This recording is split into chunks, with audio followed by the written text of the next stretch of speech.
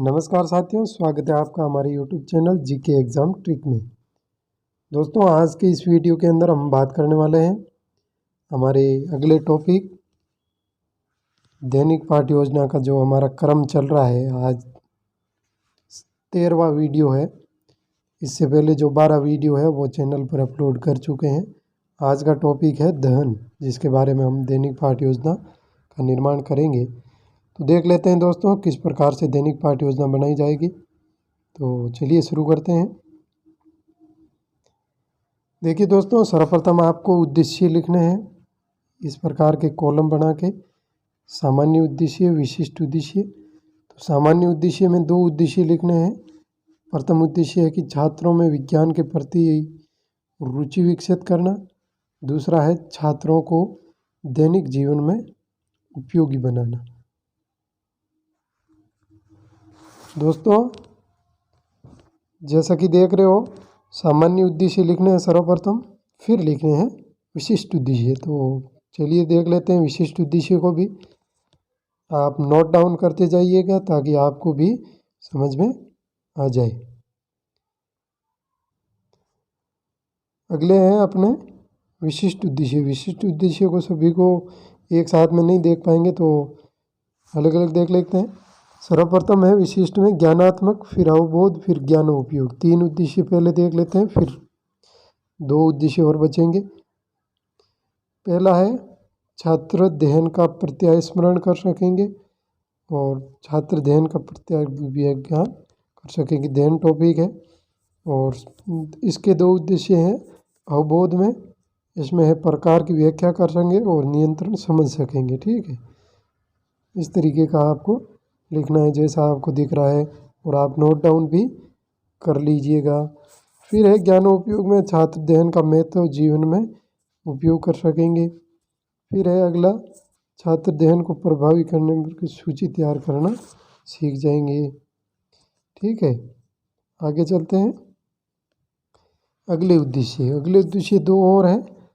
कौशल उद्देश्य, जिसमें छात्र अध्ययन से संबंधित ज्ञान का उपयोग कर अध्ययन कर सकेंगे। और सेकंड है छात्र अध्ययन द्वारा प्रयोग प्रदर्शित कर सकेंगे।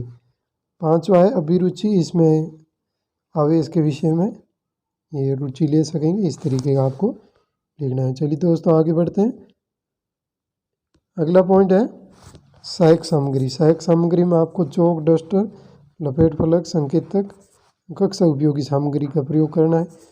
फिर है पूर्व ज्ञान। पूर्व ज्ञान में आपको लिखना है छात्र अध्ययन के बारे में सामान्य जानकारी रखते हैं। तो ये योजना है, ये बिल्कुल डायरी के अंदर लेसन प्लान बनाए हुए हैं। तो आप निश्चिंत होकर इसी प्रकार का बनाइए और आप प्रेजेंटेशन भी कर सकते हो बहुत ही आसानी से। जैसा मैं बता रहा हूँ आप सुनते जाइएगा और लिखते जाइएगा, आपके किसी प्रकार की समस्या नहीं आएगी, क्योंकि मैंने खुद ने ये लेसन प्लान बना के प्रेजेंटेशन किए हैं, तो हमें पता है किस तरीके से करना है। फिर प्रस्तावना प्रश्न पूछे जाएंगे। प्रस्तावना प्रश्न में आप उद्देश्य और व्यवहारगत परिवर्तन यहाँ पर आप लिख सकते थे, जैसा मैंने पिछली वीडियो में बता रखा है, छात्र अध्यापक और यहाँ छात्र क्रिया। ठीक है, तो यहाँ प्रश्न पूछे जा रहे हैं। 3 प्रश्न पूछे हैं। अंत में जब भी समस्यात्मक प्रश्न आ जाए, आप ज़्यादा भी प्रश्न पूछ सकते हो, और समस्यात्मक प्रश्न आने के बाद में आपको लेसन प्लान शुरू करना होता है। तो उद्देश्य कथन बोलेंगे और लेसन प्लान शुरू होगा। उद्देश्य कथन के अंदर आप लिखेंगे छात्रों, आज हम अध्ययन के बारे में विस्तार से जानकारी प्राप्त करेंगे। ठीक है, और विधि के अंदर व्याख्यान है प्रदर्शन विधि, विज्ञान है प्रदर्शन विधि होगी, और प्रविधि है वो है प्रश्नोत्तर प्रविधि। जैसे पिछले वीडियो में हमने प्रयोग विधि के बारे में पढ़ा था। कौन सी विधि? प्रयोग विधि के बारे में। प्रयोग विधि है वो जहाँ जिस चीज़ का प्रयोग कर सकते हैं। जैसे दहन है तो आग का तो प्रयोग कर नहीं सकते। ठीक है, तो इस तरीके का आपको प्रदर्शन विधि लिखनी है। फिर आता है शुरुआती दौर। शुरुआती दौर में आपको 4 कॉलम बनाने हैं, जैसा मैंने बना रखे हैं आप देख सकते होंगे। ठीक है, इस तरीके से आपको 4 कॉलम बनाने हैं। और प्रथम अध्ययन बिंदु, छात्र अध्यापक क्रिया, छात्र क्रिया और श्यामपट्ट कार्य लिखना है। अध्यापन बिंदु के अंदर आपको दहन नामक ये लिखना है पॉइंट, और विकासात्मक प्रश्न पूछने हैं। विकासात्मक प्रश्न में पहला प्रश्न पूछ लोगे, वाहन चलाने समय ईंधन का क्या होता है? दहन होता है। ठीक है, नेक्स्ट बढ़ते हैं। आगे प्रश्न क्या है? सेकंड प्रश्न है दहन किसे कहते हैं? ये भी संभावित प्रश्न आ गया है, तो उत्तर सही दे नहीं पाए तो ये इसके लिए संभावित उत्तर आया है। तो आगे अपना प्रस्तुतिकरण शुरू हो गया। ऊपर वाले पॉइंट है वो उसी प्रकार के रहेंगे जैसा कि आप देख पा रहे होंगे। ठीक है, फिर आ जाता है अपने छात्र अध्यापक कथन, जिसमें आपको डिटेल लेनी है कि रासायनिक प्रक्रम जिसमें पदार्थ ऑक्सीजन से अभिक्रिया कर ऊष्मा देती है दहन कहलाता है। उदाहरण के लिए LPG, CNG आदि दहन है। ठीक है, LPG और इसकी कुछ अभिक्रिया इस तरीके से आप कुछ इस तरीके से लिख सकते हो जैसा आपको नॉर्मली दिख रहा होगा। और छात्र अध्यापक छात्र क्रिया में लिखना है, छात्र ध्यानपूर्वक सुनेंगे। फिर आपको बोध प्रश्न पूछने हैं, कम से कम 1 से 2, ज़्यादा पूछो ज़्यादा।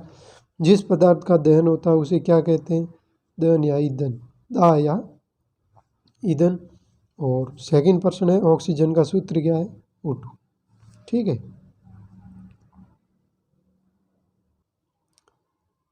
तो आप लिख रहे होंगे।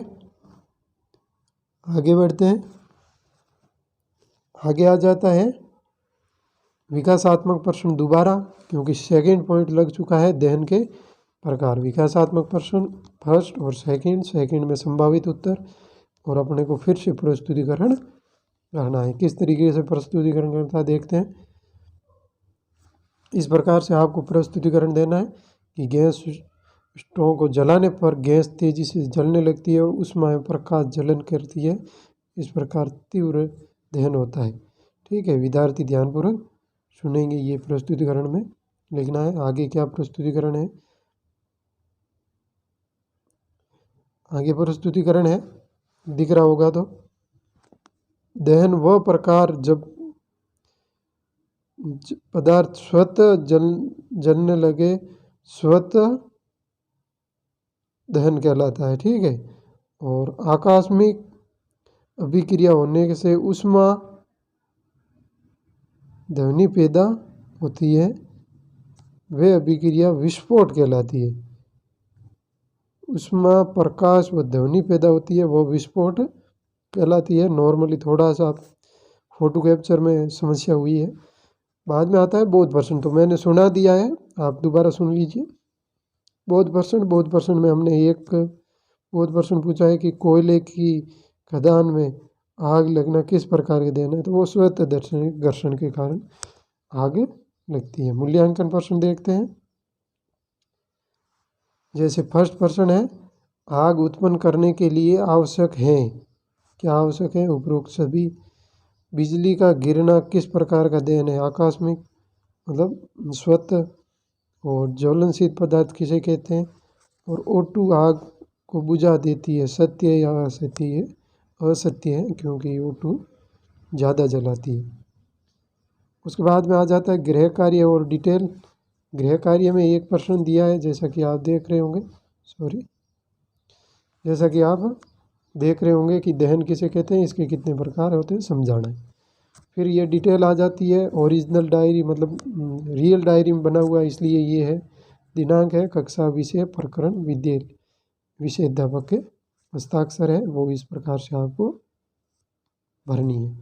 फिर अगला बहुत ही इम्पोर्टेंट पॉइंट आता है पूर्व गृह कार्य का अवलोकन। पूरी गृह कार्य का अवलोकन में आपको कुल छात्र संख्या और रजिस्टर जिन्होंने चेक करवाई नोटबुक, उनकी छात्र दिनांक लिखनी है, और इनकी ग्रेडिंग लिखनी है, और अनुपस्थित नहीं है, पिछली बार थे तो हमने 4-5 जो भी थे लिखे थे। तो ये टॉपिक यहीं समाप्त करते हैं दोस्तों।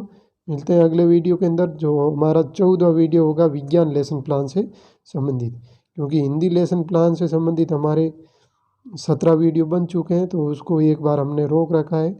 एक बार हम विद्यालय विज्ञान से संबंधित हम लेसन प्लान बना रहे हैं। चलिए दोस्तों, मिलते हैं अगले वीडियो के अंदर शानदार प्रस्तुतिकरण के साथ में। धन्यवाद।